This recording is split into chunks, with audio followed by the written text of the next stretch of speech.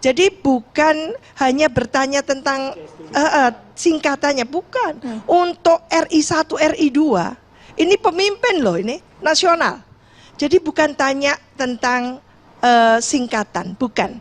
Tapi kedalaman dari singkatan itu berkaitan dengan tema tentang ekonomi. Karena Mas Gibran ini ahli tentang ekonomi gitu kan, paham gitu ya, sudah wali kota dan sudah mengeksekusi berbagai program, maka pertanyaannya itu detail.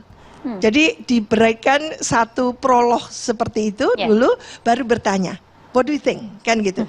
Apa pemikiran Anda? Lah, ketika kita menyaksikan, dia pun tidak tahu kepanjangannya dan masih melihat apa ini tadi itu ya, SG apa? IE. SGIE gitu ya. Itu dia masih melihat dan menerjemahkan itu juga melihat setiap kosakatanya.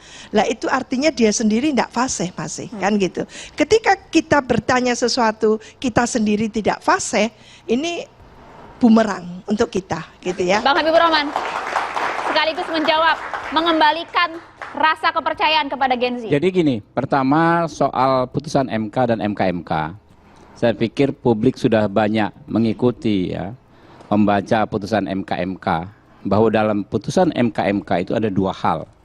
Yang pertama terkait tidak mundurnya Pak Anwar Usman. Yang kedua soal tuduhan adanya intervensi. Ini berkaitan, Mbak. Tidak mundur karena akibatnya menimbulkan terjadinya intervensi dari luar terhadap MK. Yang tidak mundur dulu kita bahas ya, bahwa ternyata setelah putusan itu di-upload ya, publik mengetahui lalu mencek apa yang disebut pelanggaran azas, melanggar azas benturan kepentingan Pak Anwar Usman tidak mundur. Ternyata itu sudah dipraktekkan oleh Pak Jimli Asidiki sejak beliau memimpin MK sendiri. Jadi orang yang menghukum sudah mempraktekkan hal tersebut ya. Karena ketika itu beliau beberapa kali dalam hampir semua edisi pimpinan MK menguji pasal-pasal yang ada kaitannya dengan diri mereka. Bahkan seorang Saldi Isra menguji sendiri pasal yang menguntungkan dirinya sendiri. Nah ini publik mengetahui. Lalu yang kedua soal akibatnya, karena nggak mundur disebut mengakibatkan intervensi. Tidak ada satu bukti pun, tidak ada satu saksi pun, tidak seorang hakim konstitusi pun, tidak satu lembar dokumen pun membuktikan adanya intervensi dalam perkara nomor 90 tersebut. Lalu ada dua putusan MK yang diputus oleh 8 hakim MK tanpa Paman Usman. Ya kan ya. Putusan 141 ya, mengatakan bahwa ada 3 poin yang penting menurut saya. Pertama, dalil pemohon ya kan untuk menguji kembali konstitusionalitas pasal 169 huruf Q tidak dapat dibenarkan karena dalil tersebut dianggap sudah benar. Yang kedua, dalil pemohon bahwa terjadi intervensi ya yang membuat ketidakpastian hukum. Nah, itu dalil ketiganya tidak dapat dibenarkan. Ini produk 8 hakim MK tanpa Anwar Usman. Lalu putusan MK yang terbaru minggu lalu 131 ini menguji nggak ada kaitan dengan pasal 169 tapi menguji pasal 17 Undang-Undang Kekuasaan Kehakiman. Jelas disebutkan di situ bahwa yang namanya erga omnes ya kan ya, bahwa karakteristik perkara di MK yang mengadili hal ihwal terkait kepentingan semua orang ya, membuat yang namanya benturan kepentingan menjadi tidak relevan di MK. Ya. Jadi ada 3 hal tidak hanya tersebut. MK-MK ya, Bang ya. tadi disampaikan. Ya makanya itu kalau soal MK-MK. Jadi nggak apa-apa teman-teman baca lagi putusan MK-MK baca, putusan kalau putusan nomor 90 udah baca ya, MK-MK baca, putusan 141 dibaca, putusan 131 yang 2 terakhirnya tanpa adanya Paman Usman. Bulat dinyatakan demikian, nggak ada dissenting, nggak ada concurring. Ya, jadi di situ sudah sangat jelas bahwa klaim dari kompetitor ya biasalah ya. Kita hormati namanya usaha ya Pak Jazilul. Mohon maaf saya berempati dengan posisi kawan-kawan ini kan sudah segala macam upaya dilakukan survei nggak naik-naik ya apa-apa. Main ke sana ke sini ya silahkan saja ya kan. Tapi kok logikanya saya menanggapi Prof. Wiwi ya kan ya. Kalau ini namanya distrust, saya kembali kepada apa yang disampaikan Pak Prabowo, ya. Ya silahkan dong, ya kan. Publik menilai. Kalau publik menganggap ini masalah, ya kan, ya silahkan. Kurang fair apa kami, gitu kan? Kami sudah fair, sudah buka dada kami. Kami punya pembelaan, saya bikin sangat runtut, sangat detail tadi, tapi kembali kami serahkan kepada publik, mau menilai seperti apa. Ya de facto, alhamdulillah, survei elektabilitasnya Pak Prabowo setelah putusan MK justru meningkat hampir 14%. Ini kan analisa versus analisa. Saya sangat respect dengan Prof. Wiwi sebagai seorang ilmuwan. Kalau Prof. Wiwi nggak ada tedeng aling-aling. Kalau Pak Jazilul senyum aja saya curiga. Waduh. Ya kan? Pak Ciko gitu juga kan ya. Tapi nggak ada masalah. Kita ini kan mitra ya. Mitra dalam apa namanya berpolitik. Sparring partner. Sparring partner itu mitra tanding, bukan lawan tanding ya. Jadi nggak ada masalah. Jadi silahkan saja, termasuk Pak Roy. Saya respect dengan beliau. Beliau ini orang nggak berpolitik, saya tahu betul. Sekarang nggak berpolitik, menyampaikan clue-clue, ya kan.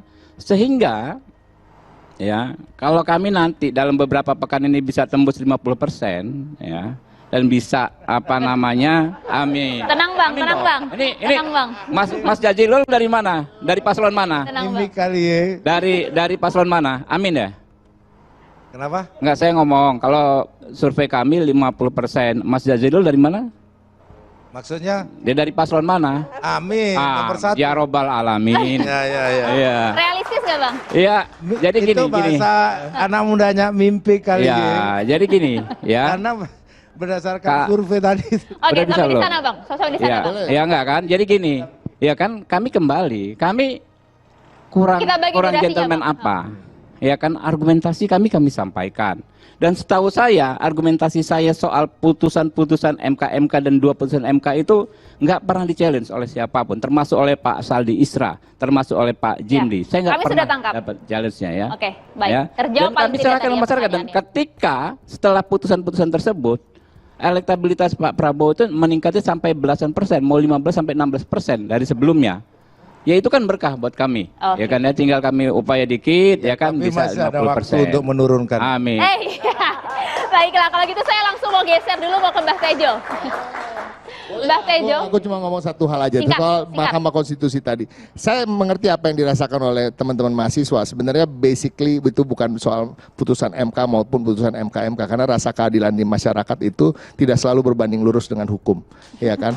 Nah, seperti dikatakan oleh Pak Jazilul tadi, Nepo Baby itu bukan putusan hukum. Nepo Baby itu adalah pandangan masyarakat, pandangan umum, pandangan dunia terhadap seorang anak presiden yang dipaksakan untuk maju sebagai calon wakil presiden untuk dipenuhi persyaratan-persyaratan dalam usianya Oke, yang sampai sebenarnya di sana. belum sampai di situ. Nah ini adalah tidak apapun putusan MK-nya, apapun Pak Anwar Usman tidak dicopot misalnya, tetap aja akan muncul yang namanya kata-kata Nepo Baby. Nah ini adalah omongan-omongan di Gen Z kan, ya kan. Dan ini Nepo Baby itu bukan sebutan yang iri-iriannya orang tua, justru iri-iriannya anak-anak muda terhadap anak muda lain yang ada orang dalam itu ikut konsentrasi, Ya. itu kan. Tadi sudah dijawab oleh Bang Nggak Habibur dikit. Rahman. Mohon maaf Bang, kita geser dulu. Persis.